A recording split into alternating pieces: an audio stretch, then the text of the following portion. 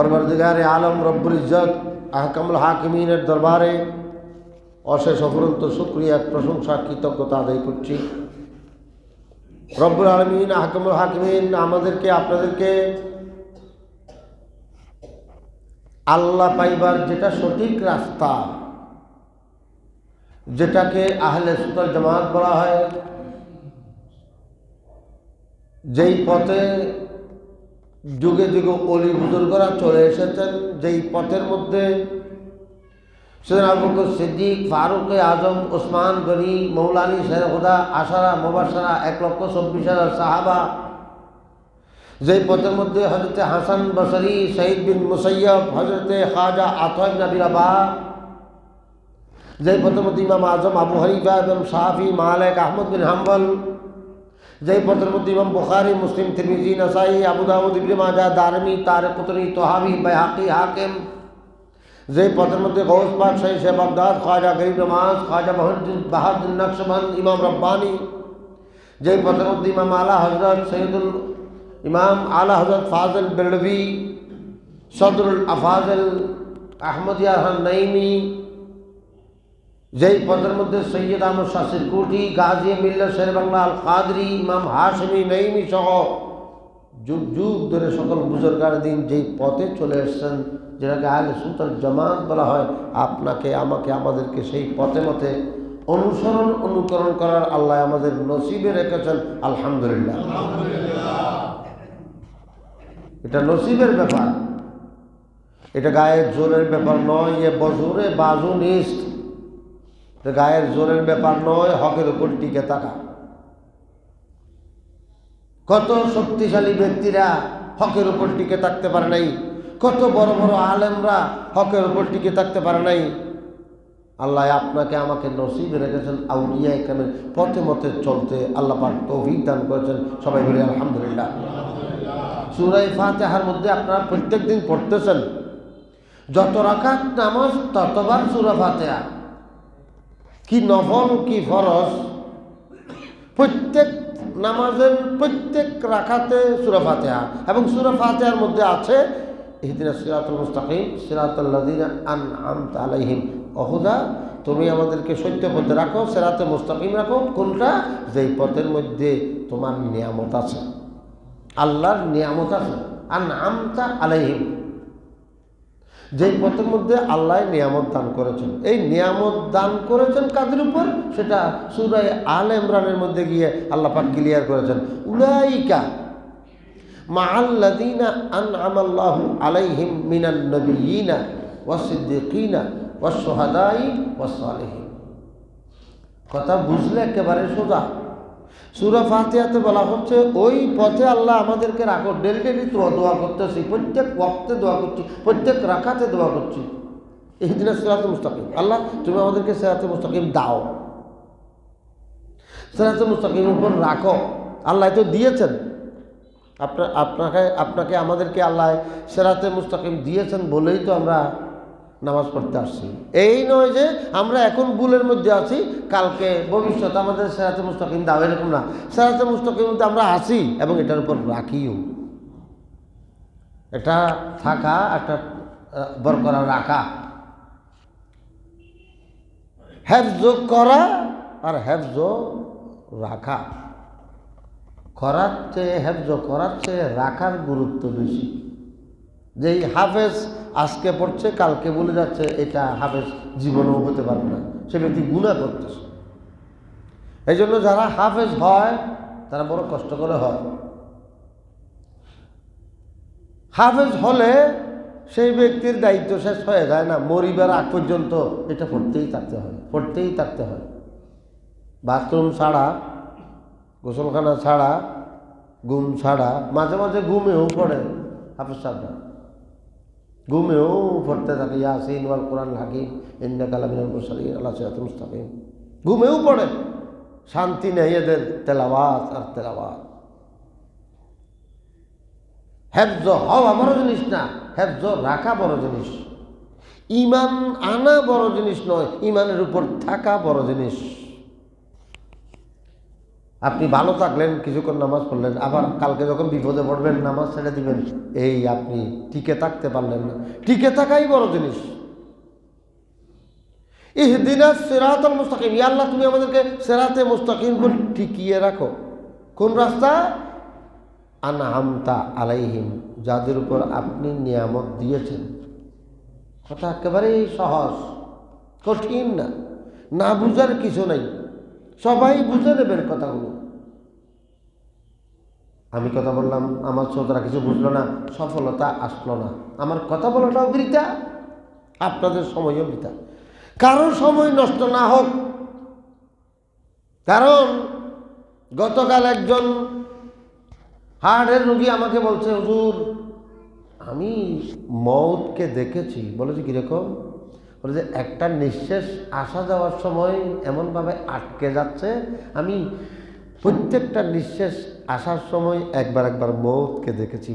নিঃশ্বাস ফেরানো যে কত কষ্ট। অর্থাৎ উনি হার্টের রোগী, ব্লক হয়েছে, সেখানে রিং বসাইছে, সে মন্তব্য করতেছে। আপনি আমি এখনো হয়তো এটা আমি কথার মতো লাগতেছে, এটা কঠিন। সময় বহুত বড় জিনিস, সময় সবসময় থাকবে না। এই মসজিদ থেকে যাবে, সূর্য আকাশে থাকবে, রাত আসবে, দিন আসবে, আপনি নাই। এই জন্য আপনি থাকতেই বুঝে ফেলেন সময় নষ্ট করার সুযোগ নাই। যেই শুক্রবার আজকে যাচ্ছে এটা আর আসবে না। এই জন্য ক্লিয়ার কথা বুঝে নেন, কথা অল্প হলেও বুঝে নেন। ইহদিনাস সিরাতাল মুস্তাকিম, ইয়া আল্লাহ তুমি আমাদেরকে সত্য সিরাতে মুস্তাকিমের উপর রাখো। কোন রাস্তা? যে রাস্তার উপর আনআমতা আলাইহিম, আপনি নিয়ামত দিয়েছেন। কোন রাস্তায় নিয়ামত দেওয়া হয়েছে? মিনান নবিয়্যিনা ওয়াস সিদ্দীকিনা ওয়াস শুহাদা ওয়াস সালিহিন। 4 প্রকারের মানুষের নাম ধরেছে। নবিয়্যিন, নবী তো আর নাই, বাস আপনারা বুঝে গেলেন নবীদের পথ সোজা পথ। বাস যে কোনো কেউ দাবি করতে পারে আমি নবীর পথে আছি। তখন আল্লাহ পাক বললেন, নবীর পথে কারা আছে? তোমাদের ডানে বামে কিছু মানুষের নাম ধরতেছি আমি, এদের মধ্যে মিলে দেখো। ওয়াস সিদ্দীকিন, সিদ্দিকিনরা নবীদের পথে আছে। এখন সিদ্দিকিনদের প্রথম তালিকায় আবু বকর সিদ্দিক আছে। সব সাহাবারা সিদ্দিক, আর আবু বকর হচ্ছে সিদ্দিকে আকবর, বড় সিদ্দিক, সবার উপর সিদ্দিকে আকবর। এই সিদ্দিকিন সোহাদা, শহীদদের রাস্তাই হক রাস্তা। যে কেউ দাবি করবে আমি খাঁটি সোনা, ইসলাম সে তো, নজরুলের একটা ডায়লগ মনে হয়, ইসলাম সে তো পরশ পাথর তাকে কে পেয়েছে কুজি। ইসলাম সে তো পরশ পাথর তাকে কে পেয়েছে খুঁজি। পরশে যারা হয়েছে সোনা তাদেরকে মোরা বুঝি। অর্থাৎ ইসলামের পরশে কিছু মানুষ সোনা হয়ে গেছে, আগাগোড়া সোনার টুকরা হয়ে গেছে। তাদেরকে মাটিয়ে পড়ে না, তাদেরকে মাটিয়ে পচায় না, তারা হুবহু থেকে যায়। এরকম আপনাদের মধ্যে জানার মধ্যে কয়েকজন আছে মনে হয়, আপনারা উদাহরণ করলে দেখবেন। আমি একটা উদাহরণ দিই। আমার ওস্তাদ জামিয়ার শিক্ষক মুহাদ্দিস আব্দুল হামিদ সাহেব, খাগড়াছড়ি রামপুর বাড়ি, এন্তেকালের 2 বছর বাদে তাহার কবর শরীফ থেকে মাটি সরে গেল, মনে হয় যেন আজকেই দফন করেছেন। কাপড়ের মধ্যে পর্যন্ত, কফনের মধ্যে পর্যন্ত কোনো একটা মাটির দাগও পড়ে নাই। সুবহানাল্লাহ। হুজুরের মুহাদ্দিস সাহেব হুজুরের এই কেরামত জাহের হওয়ার পরে বস ওনার প্রত্যেক বছর ওরস হচ্ছে। আপনারা নয়, আলেমরা, আমাদের ছাত্ররা, ওনার ছাত্র যারা আছে আলেম, বড় বড় আলেম হয়েছে, তারা নিজেরা উদ্যোগ নিয়ে গাড়ি ঠিক করে, ছাগল ঠিক করে, গরু ঠিক করে এখান থেকে নিয়ে যাইয়া সেখানে ওরস করতেছে। কেন করতেছে? কেরামত দেখেছেন এবং ওনাকে দেখেছেন। উনি জামিয়ার ক্লাসের মধ্যে দিনভর তো পড়ান, রাত্রিবেলা কোনো ছাত্রকে যদি পড়তে যায় তাকে ওই খাওয়ায়, গয়াম, গোয়াশি, আপেল যেগুলো ওনার কাছে জমা থাকে, কুটি খাওয়ায়। এটা পড়তেছে, ভালো হয়েছে, একটু চলে আসতে চাইলে যাবে আর কি। ওনাকে কোনো কেউ বোখারি দেওয়া দিলে যায় না, কারণ সময় নষ্ট হয়। উনি এতক্ষণ পড়াইতে পারলে কিছু। মোট কথা আগাগোড়া একজন সোনার দলা। ইসলাম এটা ডায়লগের নাম নয়, এটা স্লোগানের নাম নয়, এটা কিছু ব্যক্তির নাম। ইসলাম কাকে বলা হয় বুঝেন? আবু বকর সিদ্দিককে দেখেন। ইসলাম কাকে বলা হয় বুঝেন? ইমাম আজমকে দেখেন। ইসলাম কাকে বলা হয় জানেন? গৌস পাক শাহ বাগদাদ থেকে দেখেন, খাজা গরিব নওয়াজকে দেখেন, খাজা বাহাউদ্দিন নকশবন্দকে দেখেন, ইমাম রব্বানীকে দেখেন, আলা হজরতকে দেখেন, শেরে বাংলাকে দেখেন। এই সমস্ত বুজুর্গানদের দেখলে বুঝতে পারবে ইসলাম কাকে বলা হয়। সুবহানাল্লাহ। আজ 5 তারিখ রজবের, কালকে 6 তারিখ, গরিব নওয়াজের ওরসে পাক। গরিব নওয়াজ উনি কি? মুঈনুদ্দিন। तेरा नाम है पाक मुईनुद्दीन, तेरा नाम है पाक, तेरा नाम है ख्वाजा मुईनुद्दीन, तू रसूल पाक की आले है, तेरा शान तेरी शान ख्वाजा ख्वाजगा, तुझे बेकसों का ख्याल है, तेरा नाम खाजा मुईनुद्दीन। মুঈনুদ্দিন তাহার নাম। মুঈনুদ্দিন। আমরা হক করতেছি, ভুল থেকে বাঁচার জন্য চেষ্টা করতেছি। আপনার সফলতা আমাদের সফলতা ভুলে থাকা নয়। ভুল শুদ্ধ, সত্য অসত্য, হক বাতিল ফরক করার সময় দুনিয়াটা। কবরে গিয়ে বুঝলে হবে না, বুঝার সময় দুনিয়াটা। আপনারা নিজেরাই হিসেব করেন দুনিয়ার কতটুক অংশ আপনি অতিক্রম করেছেন আর কতটুক বাকি আছে। সময় নাই, সময় কারো নাই, যুবকেরও নাই, বুড়োরও নাই। যুবকেরও নাই, বুড়োরও নাই, কারণ যুবকও ডেলি মরতেছে, হয়তো গাড়ির তলে অথবা একে অপরকে ফিটাতে ফিটাতে মেরে ফেলতেছে। এখন এক জমানা এসে গেছে আমাদেরকে, ইসলামের জমানা। এমন এক ইসলামের জমানা আমরা এখন অতিবাহিত করতেছি, যে ইসলামের জমানার মধ্যে ফিটিয়ে ফিটিয়ে মানুষ মেরে ফেলা হয়, আবার এটার বিচারও নাই। সুতরাং মরে যাবেন, এটা একেবারে স্বাভাবিক। রাজনীতির জন্য মানুষ পশুর থেকেও নিকৃষ্ট হয়ে গেছে, ফেরোসাস হিংস্র হয়ে গেছে। যাকে মারা হচ্ছে সেও জানে না কেন মারা হচ্ছে, যে মারতেছে সেও জানে না আমি কেন মারতেছি। তো এই অবস্থায় সকল প্রত্যেকে মনে রাখবেন, মৃত্যু আপনার সাথে সাথে। আজকে আমি গাড়িতে আসার সময় যেই গাড়িটা যদি অ্যাক্সিডেন্ট করতো, তখন আপনারা সবাই ডায়লগ মারতেন যে উনি যেই গাড়িতে উঠতেছেন ওনার সাথে আজরাইলও উঠেছে, এরকম একটা ডায়লগ মারতেন আপনারা। এটা একটা কথার কথা আমরা বলি যে উনি মোটরসাইকেল অ্যাক্সিডেন্ট করছে, উনি যখন নতুন ব্রিজ থেকে রওনা হয়েছে তখন ওনার সাথে আজরাইলও সওয়ার হয়েছে। এটা একটা আমরা মনে মনে বুঝ দিই আর কি। নইলে যখন যার মৃত্যু তখন সেই টাইমে তার হবে,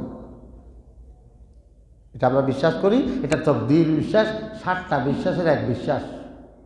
তো মৃত্যু যখন প্রত্যেকের যথাসময়ে প্রত্যেক দিন হইবার টাইম, আল্লাহ সব কিছু জানাইছে, কিন্তু মৃত্যু কখন এটা কাউকে জানতে দেয়নি। কেউ কেউ যদি আগে ভাগে জানি থাকে, এটা আল্লাহ জানাইছে বলে জানে। এরকম অনেক মানুষের উদাহরণ হয়তো আমি দেব, সময় নষ্ট হবে। আমি অনেক বুজুর্গানি দিনের অন্তত 1 ডজন ব্যক্তির রেফারেন্স আমার কাছে আছে, যারা কখন মরবে, কিভাবে মরবে আগে ভাগে আয়োজন করে গেছেন। আবার আপনারাও এমন অনেক মানুষের খবর জানেন যে এই মানুষরা 1 দিন 2 দিন আগে বলে দিয়েছে এটা কিছু ব্যবস্থা করে, এগুলো লাগবে, মেহমান আসবে শুক্রবারে, মেহমান আসবে শনিবারে, এরকম বলে গেছেন। এরকম আপনাদের অনেক উদাহরণ আছে। এতগুলো কথা ডানে বামে না যাই, আমরা মূল কথায় থাকি। সেই মূল কথা হচ্ছে কি, মৃত্যু জিনিসটা স্বাভাবিকভাবে কাউকে জানতে দেয় নাই। এটা একটা পরীক্ষা, যাতে সবসময় মৃত্যুর জন্য আপনি তৈরি থাকেন। তো তৈরি মানে কি? আমি মৃত্যুর জন্য তৈরি। কুলতু লিল মাউতে মারহাবা, আমি আজরাইলকে বলবো আসুন আসুন, তৈরি আছি আমি। তো আপনার তৈরি কেমন? মৃত্যুর জন্য আপনার তৈরিটা কেমন? তৈরিটা হচ্ছে মৃত্যুর জন্য, খুব খেয়াল করবেন, মৃত্যুর জন্য তৈরি হচ্ছে সব সময় আপনি তওবা করে নিজে মূল ইসলামের উপর টিকে থাকবেন। ওয়ালা তামুতুন্না ইল্লা ওয়া আনতুম মুসলিমুন। আপনি মরিয়েন না, কোরআন শরীফের আয়াত, ওয়ালা তামুতুন্না, আপনি মরিয়েন না ইল্লা ওয়া আনতুম মুসলিমুন, মরার থাকলে মুসলমান হয়ে মরেন, মুসলমান হয়ে মরেন, ইহুদি হয়ে নয়, খ্রিস্টান হয়ে নয়, হিন্দু হয়ে নয়, নসরা হয়ে নয়, বাতিল ফেরকা হয়ে নয়, খারেজি হয়ে নয়, রাফিজি হয়ে নয়, শিয়া হয়ে নয়। কয়টা নাম ধরব? মোট কথা 72 ফেরকাও হইয়েন না, বিধর্মীয় হইয়েন না, মুসলমান হয়ে মরেন। এখন আপনি আমি একটু দুইজনে কথাবার্তা বলি, হুজুর মুসলমান কাকে বলা হয়? তা আমার নিজস্ব স্টাডি গবেষণার থেকে না বলি, কোরআন হাদিস থেকেই বলি। মুসলমান কাকে বলা হয়? হাদিস থেকে যদি বলি, আমার উম্মত 73 ফেরকা হবে, এক ফেরকা জান্নাতে যাবে। এরা কারা? মা আনা আলাইহি ও আসহাবি, এবং আমি এবং আমার সাহাবাদের নীতি আদর্শের উপর, সুন্নতের উপর যারা আছে তারাই হচ্ছে জান্নাতি, তারাই হচ্ছে জান্নাতি। এবং এরা কারা? যুগ যুগ ধরে মানুষ এসেছিলেন, 100 হিজরি গেল, ভালো মানুষের তালিকা করেন, আপনি পাবেন 100 হিজরির পরে আর 200 হিজরি, আর 100 বছর নেককার মানুষ, আল্লাহ ভালো মানুষের তালিকা করেন, পাবেন। এখন আপনি যদি বলেন মানুষের কথা কেন বলবো, কোরআন হাদিসের বলবো, না না, কোরআন হাদিস দ্বারা কিছু মানুষ মডেল হয়ে গেছেন, উদাহরণ হয়ে গেছেন। ইসলাম সেতু, আমি আবার বলছি, ইসলাম সেতু পরশমণি, তাকে কে পেয়েছে? কুজি। পরশে যারা হয়েছে সোনা, তাদেরকে আমরা বুঝি। অর্থাৎ যারা ইসলামকে ধারণ করতে করতে নিজেই ইসলাম হয়ে গেছেন।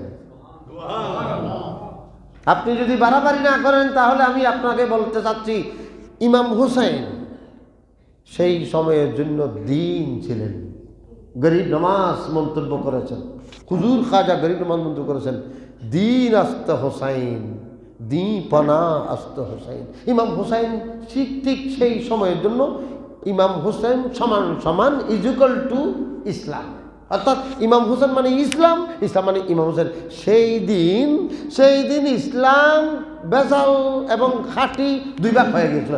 এক ভাগের মধ্যে নামাজি, কালামি, রোজাদার দুদিকে নামাজ কালাম আছে, বাদ বাকি এক সাইডে ইমাম হুসাইন নেতৃত্ব দিচ্ছেন, আর এক সাইডে এজিদ বাহিনী নেতৃত্ব দিচ্ছে।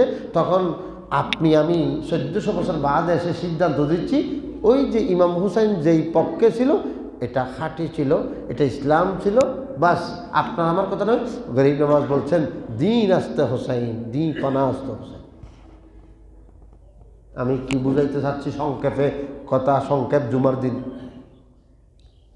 ये बात किस कदर हंसी, ये बात किस कदर हंसी, जो कह गए गुमाइनुद्दीन के दीन की पनाह हुसैन है, मेरा हुसैन है, दीन की पनाह हुसैन है। ये बात किस कदर हंसी, जो कह गए माइनुद्दीन के दीन की पनाह हुसैन है, मेरे हुसैन है, दीन की बादशाह हुसैन है। गरीब नमाज বলে গেছেন সেই 61 হিজরির ভোর 10 তারিখের দিন ইসলাম কাকে বলা হয়? ইমাম হুসাইনকে বলা হয়। তাহলে যুগে যুগে ব্যক্তির ভিতর ইসলাম খুঁজতে হয়েছে। আমরা ডানে বামে বেশি লম্বা চৌড়া বহসে না গিয়ে, আলোচনা না গিয়ে এটাই বলি যে 60 হিজরির পরবর্তী ইমাম হুসাইনের নাম ইসলাম ছিল। এর পরবর্তী আর 100 হিজরি পরে আসেন, বেজাল বাড়লো, ইসলামের নামে দুকাবাজি হলো। আরে সামান্য ঘি মধু, খাঁটি মধু, যেই দোকানেই মধু জিজ্ঞেস করবেন, কোনো ব্যক্তি বলে না যে এটা বেজাল মধু। প্রত্যেকে বলে কি, বাস্তব কথা, আমি সময় নষ্ট করে আমার কাছে খুব খারাপ লাগে, খুব তাড়াতাড়ি বুঝে নেবেন। মধু যেহেতু ভালো জিনিস, কোরআন শরীফের আয়াতে আছে মধু খাইলে সমস্ত বিমার সেবা, এই কারণে সবাই মধুর ভক্ত। এই সুযোগে বেজালকারীরা 14 নম্বর বেজাল করিয়েও বলেছে 1 নম্বর খাঁটি বা ভাঙ্গা মধু, দরকার হলে বা একটা কোথার থেকে টুকরোটা নিয়ে এসে তার সামনে মৌমাছি সব বসায় রাখছে। এত বিশ্বাস কেন? জিনিস বালা যায়, এত বেজাল অন্য কোনো কিছুতে হয় নাই, যত বেজাল হয়ে আছে কোথায়? মধুতে। খাঁটি মধু বা এমন একটা হয়ে গেছে, খাঁটি মধু পাওয়া একটা অমাবস্যার চাঁদের মতো হয়ে গেছে। কোনো ব্যক্তি খাঁটি মধু বললেও, কসম করলেও কেউ বিশ্বাস করে না। অবশেষে আপনাকে, আমাকে, আমি আমার নুরান ভাইকে বলছি এবং আমাদের শমসু ভাইকে বলছি, এখানে যদি বা ভাঙে একটু আপনারাও সজাইয়া সেখানে যাবেন, ফাইলে আমার জন্য আধা কেজি মধু নিয়ে। কিভাবে বিশ্বাস একেবারে গেছে ভেজালের কারণে। কিসের কারণে? আমি আর লম্বা উদাহরণ না দিই, এই সরিষার তেলের কথাও দেখেন না। 1 নম্বর খাঁটি সরিষার তেল। আগে তো সরিষার তেল ছাড়া কোনো সুযোগ ছিল না, প্রত্যেক দোকানে খাঁটি তেল ছিল। এখন একটা বোতলকে মার্কা দেখতেছে, ডেট দেখতেছে, এক্সপায়ার ডেট দেখতেছে, ইয়ের ভিতরে হাত ঢুকাই দিয়ে এখানে ঘষতেছে, নাকে লাগাচ্ছে 1 নম্বর চিনার জন্য। সরিষার তেল সেন্ট ফ্লেভার সব ঠিক আছে, তারপর কেউ বিশ্বাস করে না। খাঁটি জিনিস এবং বেজাল জিনিস, বেজাল বাইর হলে খাঁটি খুঁজতে এরকম একটু কষ্ট করতে হয়। একটা জায়গা কিনবেন, ওরে বাপরে বাপ, বয়া দলিল, RS, BS, FS, কোনো শরিক আছে কিনা বা ইয়া আছে কিনা, নামে বেজাল আছে কিনা, খতিয়ান কোথায়, দাগ নম্বর কি, অনেক দেখা সাক্ষাৎ। আপনি বুঝেন না, সেই কারণে আপনার পরিচিত একজন ইয়াকে দেখালেন, মুন্সিকে দেখালেন, অমুককে দেখালেন, ও ভাই দেখেন না, ভাই দেখেন না, ভাই ও যে আমি দেখলে আমারে হাদিয়ে দিতে হবে। আচ্ছা হাদিয়ে দেবো, দরকার হলে কয়দিন লাগবে? 1 সপ্তাহ। 1 সপ্তাহ হাদিয়ে। যেমনি এমনি আপনি খাঁটি জায়গা খুঁজতেছেন, তো এত খাঁটি জিনিস খোঁজার জন্য যখন এত কষ্ট করতে হয়, খাঁটি ইসলামও খুঁজতে হবে না? ইসলামের মধ্যে তো আরো বেজাল বাড়ছে। এখনো 73 নম্বর বাইর হয় নাই, 73 নম্বর বেজাল কি বলে মধু বের হয় নাই, কিন্তু 73 নম্বর বেজাল ইসলাম বের হয়েছে। আর আপনি নাকের তেল দিয়ে ঘুমাচ্ছেন, আয় সোজা মানুষ, আয় কি ইত্যাম, আয় এতে বুঝিনি, এখান নেই। বুঝতে হবে, আপনি সব বুঝেন, সব বুঝেন। 100 হিজরির পরে বেজাল আরো বাড়লো। 100 হিজরির আগের ভিতর 3টা বেজাল ছিল, একটা আহলে হক, আহলে সুন্নাত, আরেকটা খারেজি, আরেকটা রাফেজি। 3 বেজাল, 2টা বেজাল, একটা খাঁটি বেজাল, 3টা বের হয়। সেই সময়ে ইমাম হোসেন ওই 3 থেকে 1, যেটা মধ্যখানে মধ্যমপন্থা, এটা আহলে সুন্নাত জামাতের পতাকা ধারণ করলেন। 100 হিজরির পরে আসলো, বেজাল আরো যোগ হলো, আরো 3-4টা বের হলো। জাহমিয়া বের হলো, মুতাজিলা বের হলো, বাহাইয়া বের হলো। আগের 2টা ছিল, আরো 3টা যোগ হলো। সেই সময়ে ইমামে আজম সিরাজুল উম্মাহ, কাশিফুল গুম্মাহ, মালিকুল আজিম্মা, নোমান বিন সাবেদ, আবু হানিফা রাদিয়াল্লাহু আনহু আহলে সুন্নাত জামাতের পতাকা উড্ডীন করলেন, মানুষকে বেজাল থেকে আসল দেখালেন। জগৎবাসী সেই সময় ইমাম আজম মানে আহলে সুন্নাত, আহলে সুন্নাত মানে ইমাম আজম বুঝে গিয়েছিল।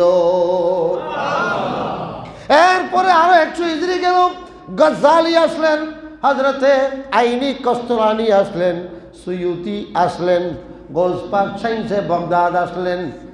দুনিয়ার বেজালের ভিতর গৌস পাক সাইন্সে বগদাদ আহলে সুন্নাত জামাতের পতাকা উড্ডীন করে সবাইকে বুঝাইলেন, এ দুনিয়াবাসী, খবরদার খবরদার, বাছো বাছো, বাতিল ফেরকোসে বাছো, আমার পতাকা তলে আসো, গৌসিয়তের পতাকা তলে আসো, গৌসে পাকের পতাকা তলে আসো। গৌসে পাক 561তে ইন্তেকাল করলেন। গৌসে পাকের পরে খাজা গরিব নওয়াজ মদিনা শরীফে গেলেন। মদিনা শরীফে জিয়ারত করতে গেলেন, তখন বয়স প্রায় 60-এর কাছাকাছি। গরিব নওয়াজ 527-এ জন্ম। কততে? 527-এ জন্ম এবং 632-এ ইন্তেকাল। 105 বছর বয়স পেয়েছেন। 60 বছর চলে যাওয়ার পরে তিনি চিন্তা করলেন যে মদিনা শরীফ যাইয়া বাকি জীবন কাটিয়ে দেব, কারণ আল্লাহর নবী ইরশাদ করেছেন, মানিস্তাতা আইয়ামুতা বিল মদিনাতি ফালিয়ামুত বিহা, তোমাদের কোনো ব্যক্তি যদি পারো মদিনা শরীফে যাইয়া মরো, কারণ আমি মদিনা শরীফে যারা মারা যায় আমি তাদের জন্য প্রথমে সুপারিশ করব। সেই কারণে শেষ মরণটা মদিনাতে, লিখে দিও কপালেতে, লিখে দিও কপালেতে। আল্লাহ আল্লাহ শেষ মরণটা মদিনাতে, লিখে দিও কপালেতে, লিখে দিও কপালেতে। মরণকালে দেখাইও, মরণকালে দেখাইও মুহাম্মদ রাসূলুল্লাহ, করো হে কবুল, আল্লাহ করো হে কবুল। সালাতুন ইয়া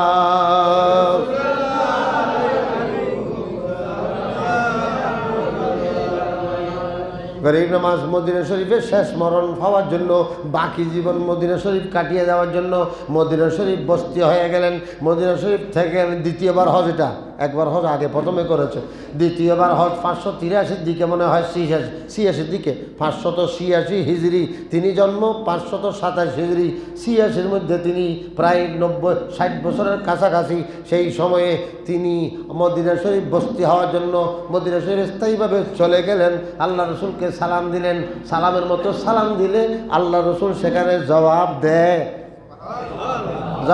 যে আওয়াজ করে জবাব দেয়, সবাই শুনে।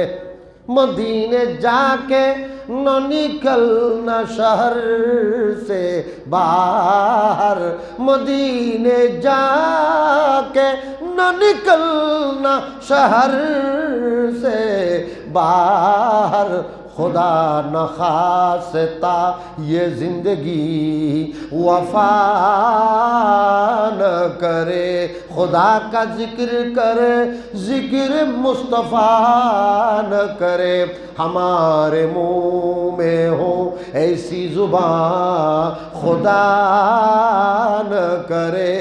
খবরদার খবরদার, তোমরা কেউ মদিনা শরীফে গেলে অবহেলায় এদিক সেদিক ঘোরাঘুরি করিও না, মদিনার এরিয়ার থেকে বের হইও না, কারণ তুমি জানো না কখন মৃত্যু হয়।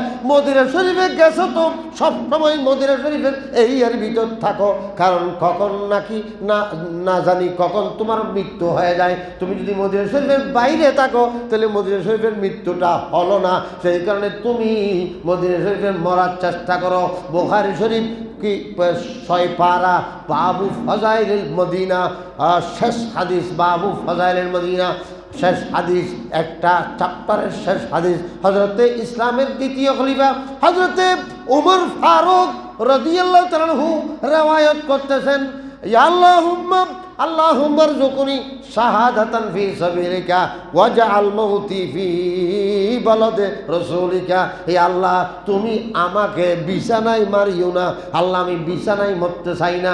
আল্লাহুম্মা রযুকনি শাহাদাতান ফি সাবিলিকা, ইয়া আল্লাহ আমি তোমার রাস্তায় শহীদ হতে চাই এবং আমার মৃত্যুটা মদিনা শরীফে হোক। ওয়াজআল মাউতি ফি বালাদে রাসূলিকা, ইয়া আল্লাহ আমার মৃত্যুটা তোমার নবীর শহরে হয়ে যাক। বলুন সুবহানাল্লাহ। অক্ষরে অক্ষরে কবুল হয়েছে। 23 হিজরির একেবারে শেষের দিকে 27 তারিখ নাকি 28 তারিখ জিলহজের তিনি ফজরের নামাজ পড়াচ্ছিলেন। ওই আবু লুলু নামক এক মজুসি গোলাম, সেই ব্যক্তি মসজিদের ভিতর ঢুকে এলোফাতারি তলোয়ার মেরে হয়তো ওমরকে শহীদ করার পরে ডানে বামে ফালাই যাওয়ার সময় আরও প্রায় 12-13 জনকে সে আহত করে ফেলেছিল। সেই উমর রাদিয়াল্লাহু মসজিদের ভিতরেই শহীদ হয়েছে। যেমন শব্দ তেমন কবুল।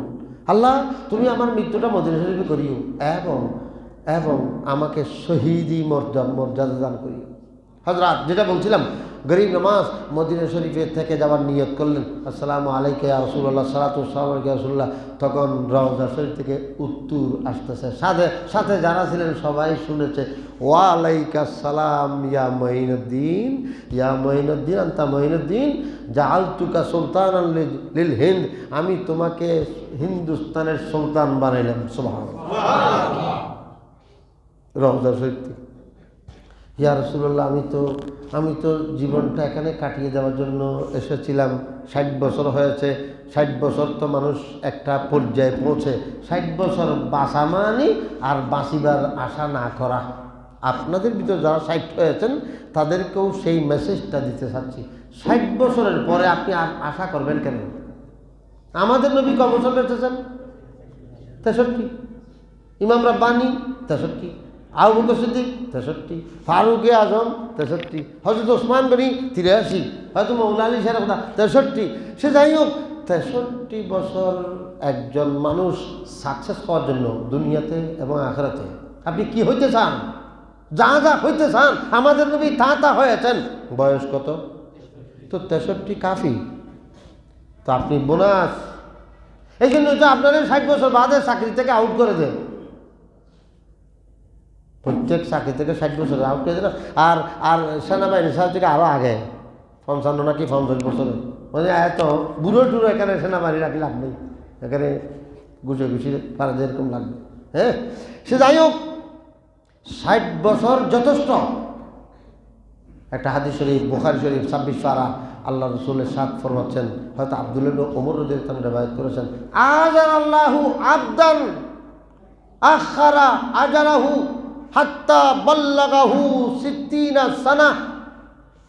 ওই ব্যক্তির কোনো অভিযোগ আল্লাহ শুনবেন না। ভালো করে বাংলা তর্জমা খেয়াল করবেন। ওই ব্যক্তির কোনো অভিযোগ আল্লাহ শুনবেন না যেই ব্যক্তির আল্লাহ বয়স দিতে দিতে 60 পর্যন্ত দিয়েছে।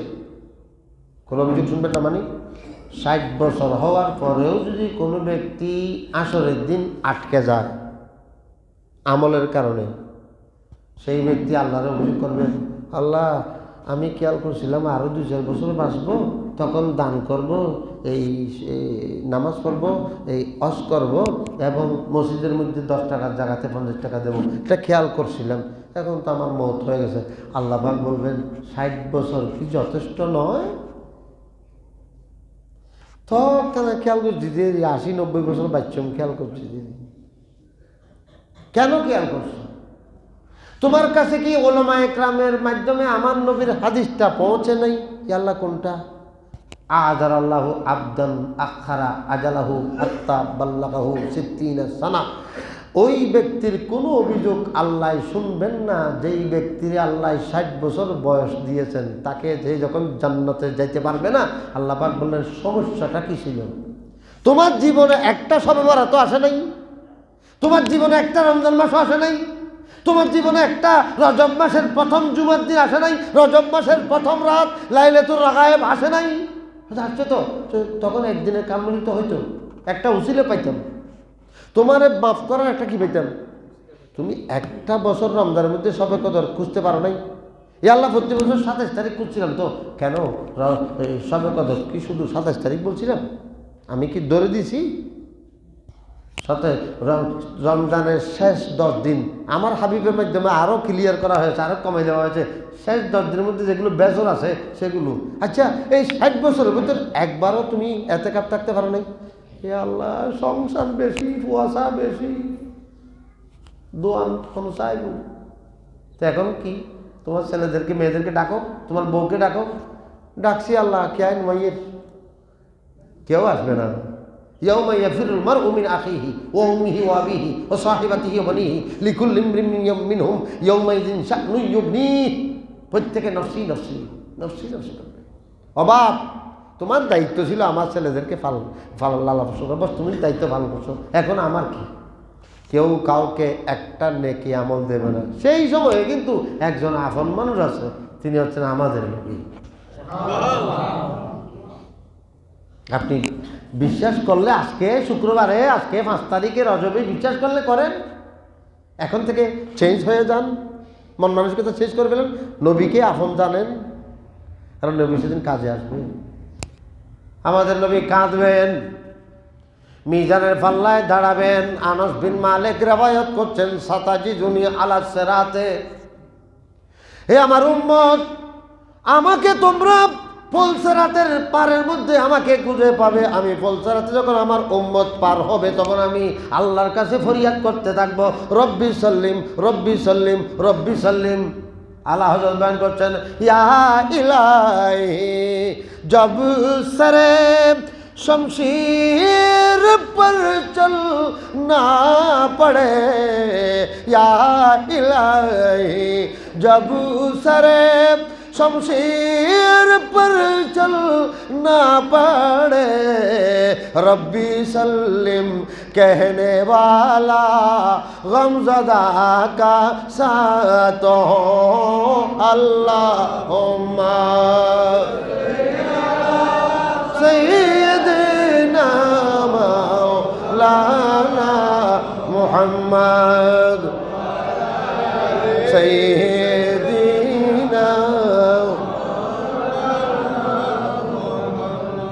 হযরত যেটা বলছিলাম বয়স হওদার আফসোস করেন আপনি, আফসোস করেন, high high high high high high high high জীবনটা শেষ করে দিলাম।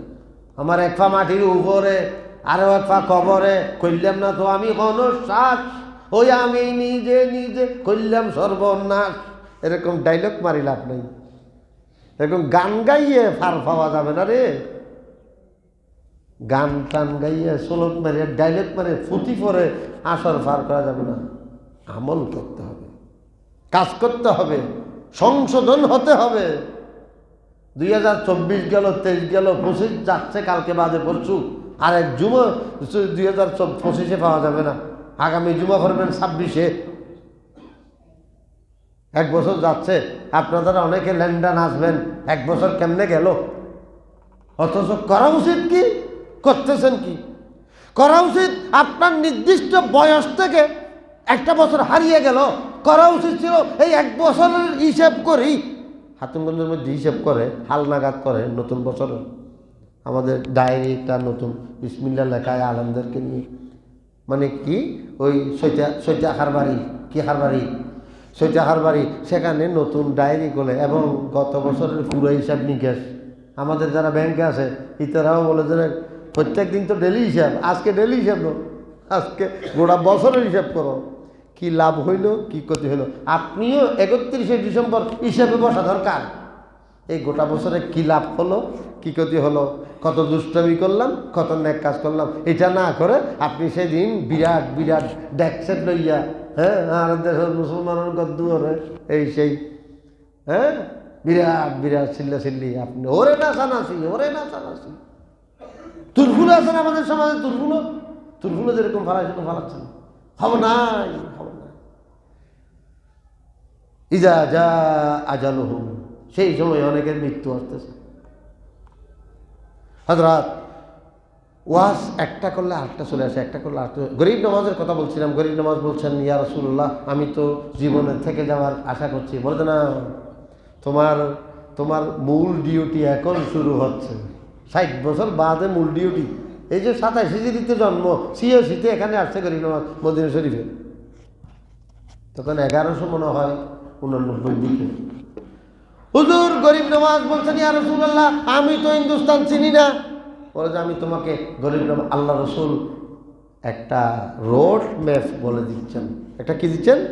রোড ম্যাপ বলে দিচ্ছেন। সেই রোড ম্যাপটা হচ্ছে তুমি যাও, প্রথমে যাইবা এখান থেকে মদিনা শরীফ থেকে বগদাদ যাইবা, বগদাদ থেকে চিশতে যাইবা, চিশতে থেকে খেরকান যাইবা, খেরকান থেকে কিরমান যাইবা, কিরমান থেকে অস্ত্রাবাদ যাবে, অস্ত্রাবাদ থেকে বোখারা যাবে, বোখারা থেকে তাবরিজ যাবে, সেখান থেকে ইস্পাহান, সেখান থেকে খেরাত, সেখান থেকে সরোয়ার, সেখান থেকে দিল্লি, দিল্লি থেকে আজমির, লাহোর, লাহোর থেকে হোমনা, হোমনা থেকে চৌহান, চৌহান থেকে দিল্লি, দিল্লি থেকে আবার ইউটার্ন আজমির, শেষ বর্ডার আজমির।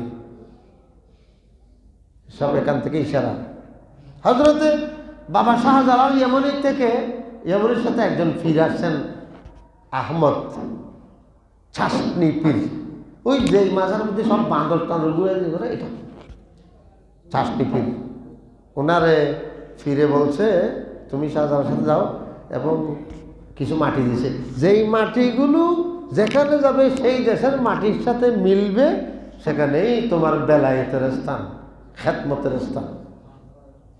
এখন এখন আপনাদের মধ্যে কেউ যদি উঠে বলে হুজুর এটা আমি বিশ্বাস করি না, তো আয় কিনতাম, তুমি বিশ্বাস না করো, আমি কিরকম করবি? ইয়া কর, তুই বিশ্বাস না করো, আয় কিনতাম, তোমার পদ ধরতাম, তুমি বিশ্বাস করো না, আমি করি, আমার বাপ করে, আমার ওস্তাদে করে, কিতাবে লেখছে, কি দেবে লিখেছে। এরকম ঘটনা অনেক আছে, অলৌকিক ঘটনা।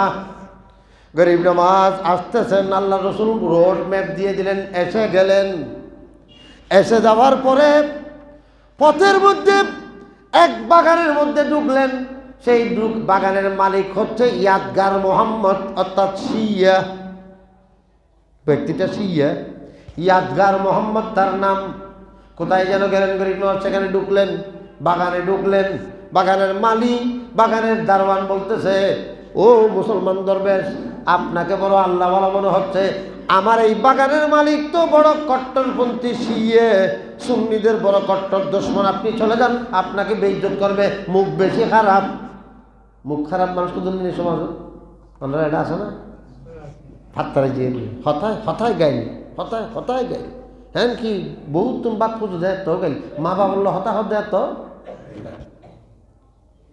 গাইলি, আমি ফানি পাতুলি বেশি গালাগালি করে আপনি চলে যান। গরিব নওয়াজ কিছু বলে নাই। গরিব নওয়াজ এমন এখানে একটা কুয়া আছে, কুয়ার এমন একটা কিনারায় বসলেন, যেই কিনারার মধ্যে, যেই বসার মধ্যে আর সাথে আরো 40 জন আছে, সাথে আরো 40 জন। ওই যে মালিক মেইন গেট দিয়ে ঢুকতে গরিব নওয়াজের দিকে নজর পড়বে, বস সে কত কিছুক্ষণ পরে ঘুরতে ঘুরতে ঘুরতে ঘুরতে ঘোড়া নিয়ে গরিব নওয়াজের সামনে উপস্থিত হলো। যথারীতি তার নিয়ম অনুসারে মুসলমান দরবেশের মতো লেগেছে, সুন্নির মতো লেগেছে। সেই কারণে সুন্নি তো চিনে যায় নাকি, সুন্নি চিনে যায়, সিও চিনে যায়, বুঝলেন? বেজাল দুষ্ট ভণ্ড চিনে জানানো যায়, বহুত কি চিনে যায়। চিনেন যারা চিনতে চায় তারা চিনে যায় আর কি। অনেক যে যে কাজের মাস্টার সেটা দেখা মাত্র বুঝে যায়, ওই জন্য যে যে কাজের মাস্টার। যেমন নাকি আমাদের যারা জায়গা সম্পত্তি সম্পর্কে চিনে জানে, এরা কিছু দেখতে হয় না, এমনি প্রথম ফিকটা করেন এদুল লম্বা এক নজরে আধা সেকেন্ডে করে ফেলছে, উল্টেছে, শুধু উল্টাচ্ছে, নইয়ের নলইও আবার দা কি দিলেন যে ন তো ধরলেন পরবর্তী বুঝলি এরকম না। এটা কি মিশা? এরকম প্রত্যেক জায়গাতে, প্রত্যেক জায়গাতে আমরা কোনো বক্তার ওয়াজ শুনলে বুঝতে পারি তার ভিতর মাল কটুক আছে এবং সে কোন দিকে ডেক মারতেছে তো বুঝে যাই। মাঝে মাঝে চেহারা দেখলেই বুঝে যাই। এই আমাদের ওসমান গনি, মৌলানা ওসমান গনি আল কাদরি, তিনি বর্তমান বয়স হয়তো 50-এর কাছাকাছি, জীবনে নামাজ কাজাই করে নাই, ঠিক তো? এই 12-14 বছর থেকে আরো 8 থেকে হয়তো ওই তার কপালে একটা দাগ হয়নি যে খালার ঠিককে, শুধুমাত্র ডাহার টঙ্গিতে যাওয়া মাত্র দাগ কেন হয়ে যায়? বুঝে গেছি, বুঝে গেছি, দেখে গেছি, বুঝে গেছি। কি বুঝে গেছেন? দিল মে কালা হ্যাঁ, ডাল মে কুছ কালা হ্যাঁ, দিল মে কুছ ময়লা হ্যাঁ। কোরআন শরীফে এসেছে, যেই ব্যক্তির কপালে দাগ উঠে যাবে সে ব্যক্তির অন্তরে মুনাফিকি আছে। এতগুলো মুসল্লি, আমি নামাজ পড়তেছি, আমার কথা তো আমি জানি, বয়স 32, 52, 53 চলছে, কই একটা নামাজও আমার জানা মতো কজা নেই। কজা আছে বলে কোনোদিন মনে করলে তাড়াতাড়ি একটা উমরি কজা পড়ে দিই, কজা হতে দিই নেই। কই আমার কপালে দাগ হয় নাই, বলে যে ফাত্তরে গস্তে গস্তে ক্যা ফাত্তর শুধু সেই গস্তে পাইছে নাকি, আর কেউ পায়নি? এত কথা লম্বা বসে বলা দরকার নেই। অর্থাৎ কপালে দাগ হওয়া বালা মাইনসের আলামত নয়, বাটফারের আলামত। এখানে যদি আমাদের কোনো ব্যক্তির গায়ে পড়ে যায়, সেই ব্যক্তির জন্য বিশেষ একটা মশলা আছে, এটা আমার সাথে যোগাযোগ করবেন। কি মশলা? এটা যার জন্য নিজস্ব বলবেন। কিছু দাগ আফসা আফসা একটু বেশি কম সিজদা করতে করতে পড়ে, এটা একটা আফসা আফসা হালকা হালকা, চেহারা পরিবর্তন হওয়া এটা আল্লাহর চাওয়া নয়। অনেকের কপালে দাগ দেখি যে ওই যে যেখানে চুল গজায় সেখানে, তো এটা তো সিজদাই জানা নাই, সে তো সিজদা জানা নাই। সিজদা করতে হয় নাকে এবং কপালের সামনে অংশ লাগবে, দাগ হলে এখানে হবে, আবার 2টা কেন হবে, একটা না হবে? অনেকের কাছে 2টা হয়েছে, আর অনেকের কাছে 3টা, 3 নক্তা তালিবের ইয়ার মতো, সিনের মতো, সিনের মধ্যে 3 নক্তা, 2টা জোড়া জুড়ছে আর একটা উপরে। আল্লাহ এই সমস্ত দাজ্জালদের থেকে আমাদের ইমানের সামনে হেফাজত করুন, আমিন। আচ্ছা বলেন, যে ব্যক্তির কপালে দাগ হয়েছে সবাই মনে করবেন সেই নামাজি? সুতরাং সেই নামাজ না হইলেও নামাজি সার্টিক তো আছে, না হইলেও নামাজ এইটাই চাইছে। যত ধরনের স্মাগলিং, সুরাহার বাড়ি, ট্যাবলেট বিয়ারি সব কপালে দাগওয়ালা। সুফি সাহেবের কথা, ওই দরবেশ সাহেবের কথা তো সবাই জানে। দরবেশের কথা জানে না? বাংলাদেশের এক দরবেশ আছে, আল্লাহ সবাইকে দিনের উপর। গরিব নওয়াজ আসতেছেন, গালাগালি শুরু হলো।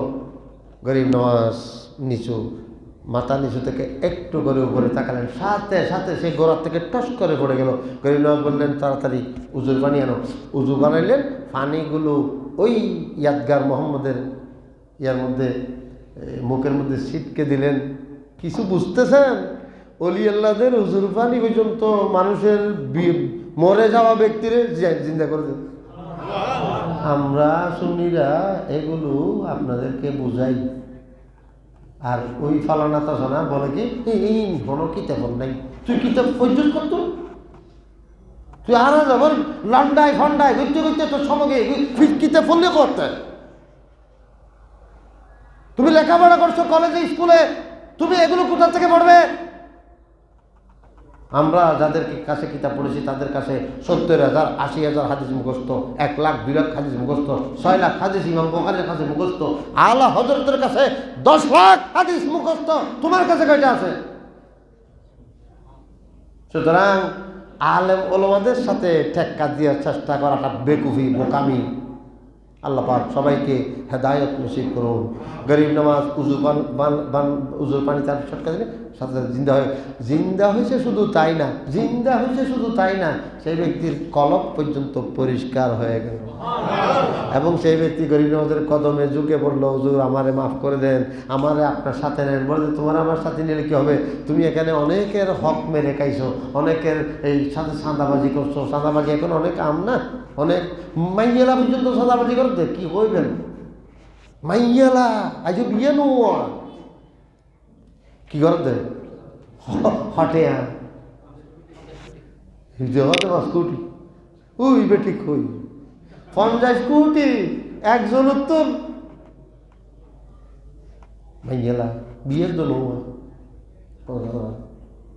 পুলিশের তো কোনো সরমায়া নেই, মাই ফেলে ধরে লইছি মশারির তুম একখানা এখন গুম তুই একটু দেখো না, তা আর কথা বলেন না। সে যাই হোক, তো দৌড়িয়ে আছে 50 কোটি। এই ইয়াদগার মোহাম্মদ, তুমি এখানে অনেক চাঁদাবাজি করছো, সবার চাঁদাগুলো ফেরত দাও। সব গোটা বাগান বিক্রি করে যার থেকে যা জুলুম করছে সব ফেরত দিচ্ছে, নিজের বউকে তালাক দিছে, বউরে তার মোরানাগুলো দিয়েছে, গরিব নওয়াজের সাথে রওনা হয়ে গেছে। সুবহানাল্লাহ, আল্লাহর ওলিদের কাজ। এদেরকেই আমরা ইসলাম বুঝি। ইসলাম সে তো পরশমণি, তারে কে পেয়েছে খুঁজি। ইসলাম সে তো পরশমণি, তাকে কে পেয়েছে খুঁজি। পরশে যারা হয়েছে সোনা, তাদেরকেই মোরা বুঝি। যারা ইসলামকে ধারণ করতে করতে মানুষ নেই, আগাগোড়া স্বর্ণ হয়ে গেছে। বুখারী শরীফের 60টা সনদ আছে, সিলসিলাতুজ জাহাব। সিলসিলাতুজ জাহাব মানে স্বর্ণের চেইন, স্বর্ণের চেইন, অর্থাৎ ব্যক্তিগুলো শোনা। হাদ্দাসানা মুসাদ্দাদুন ক্বালা হাদ্দাসানা ইয়াহইয়া বিন সাঈদ আল-কাত্তান আন উবাইদিল্লাহ আন নাফি আন ইবনে উমর রাদিয়াল্লাহু ক্বালা ক্বালা রাসূলুল্লাহ সাল্লাল্লাহু আলাইহি ওয়াসাল্লাম। এই যে যেই সনদের মধ্যে মুসাদ্দাদ আছে, তার উপরে ইয়াহইয়া বিন সাঈদ আল-কাত্তান আছে, তার উপরে উবাইদুল্লাহ ইবনে ওমর ইবনে হাফস ইবনে আসিম ইবনে ওমর আছে, তার উপরে নাফি আছে, তার উপরে আব্দুল্লাহ ইবনে ওমর আছে। এই সিলসিলাটা, এই সনদটা কোনো মানুষ নয়, সনদটা সিলসিলাতুজ জাহাব। সিলসিলাতুজ জাহাব।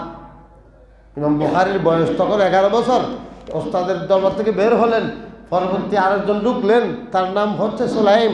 সুলাইমকে ওই ওস্তাদে বলতেছে, তুমি একটু আগে আসলে আমি তোমার একটা জাদু দেখাইতাম, একটু আগে আসলে তোমার ওই ছেলেটা দেখাইতাম, যেই ছেলে 70,000 হাদিস সনদ সহ, মতন সহ, জেজম সহ ফুল মুখস্থ। উনি শোনা মাত্র সলিম অথবা সুলাইম দূরে বের হয়ে গেলেন, যে কারণ একটু আগে বলছে তো খুঁজতে ইমাম বুখারীকে পেয়ে গেলেন। ওই বালকটা এখনো দাড়ি মুছ উঠে নাই, বালক হয়েছে নতুন। তো বলছে, ও বালক, তুমি বলে তোমার ওস্তাদে বলছে তুমি বলে 70,000 হাদিস সমাধান মতান তোমার কাছে মুখস্থ বলে যে তার চেয়ে বেশি মুখস্থ। ইমাম বুখারীর বন্ধু একজন আছে ওবায়দুল্লাহ ইবনে আবদুল্লাহ, 200-তে জন্ম, 264 ইন্তেকাল। তিনি তাহার এক ছাত্র আরেকজনের সাথে চ্যালেঞ্জ করে বলছেন, আমার ওস্তাদের কাছে যদি 2 লাখ হাদিস মুখস্থ না থাকে তাহলে আমার বউ 3 তালাক। চ্যালেঞ্জের মধ্যে এসে বলে ফেলছে, আমার ওস্তাদের কাছে যদি 2 লাখ হাদিস মুখস্থ না থাকে আমার বউ কি 3 তালাক। এখন এটা তো প্রতিবাদের মধ্যে বাড়াবাড়ি কিন্তু বলে ফেলছে ওস্তাদের কাছে গেছে, হুজুর একটা ভুলে গেছে। কী সে? আমি একজনের সাথে বাড়াবাড়ি করতে গিয়ে বলে ফেলছি এই আপনার কাছে 2 লাখ হাদিস মুখস্থ না থাকলে আমার বউ 3 তালাক হয়ে যাবে। এখন আসলে আপনার কাছে 2 লাখ হাদিস মুখস্থ আসেনি। ও যে আলহামদুলিল্লাহ তোমার বউ আছে। ইন্নি আহফাজু সালাসা মিয়াতে আলফি হাদিসিন, আমি 3 লাখ হাদিস এমনভাবে পড়তে থাকি কামা ইয়াকরাউ আহাদুকুম কুল হুয়াল্লাহু আহাদ, তোমাদের কোনো ব্যক্তি কুল হুয়াল্লাহ যেরকম পড়ে আমি 3 লাখ হাদিস ওই রকম পড়ি যেরকম তোমাদের কোনো ব্যক্তি কি পড়ে কুল হুয়াল্লাহর মতো আমার কাছে 3 লাখ হাদিস মুখস্থ। সনদ সহ, সনদ বুঝেন? এই যে আমি একটা সনদ দিয়ে হাদিস বলি, মনে করেন কথা। قال الإمام البخاري بسنده المتصل حدثنا أحمد بن إسحاق قال حدثنا محمد بن فضيل عن نمار بن كعكع عن أبي زرعة عن أبي هريرة رضي الله عنه قال قال النبي صلى الله عليه وسلم كلمتان حبيبتان إلى الرحمن خفيفتان على اللسان ثقيلتان في الميزان سبحان الله بحمده سبحان الله العظيم। এটা হচ্ছে বুখারী শরীফের একেবারে সর্বশেষ পৃষ্ঠার সর্বশেষ হাদিস। আমি আপনাদেরকে সনদ সহ বলে দিলাম। আমি এরকম 1-2টা মুখস্থ আছে। ইমাম বুখারীর কাছে 6 লাখ হাদিস মুখস্থ।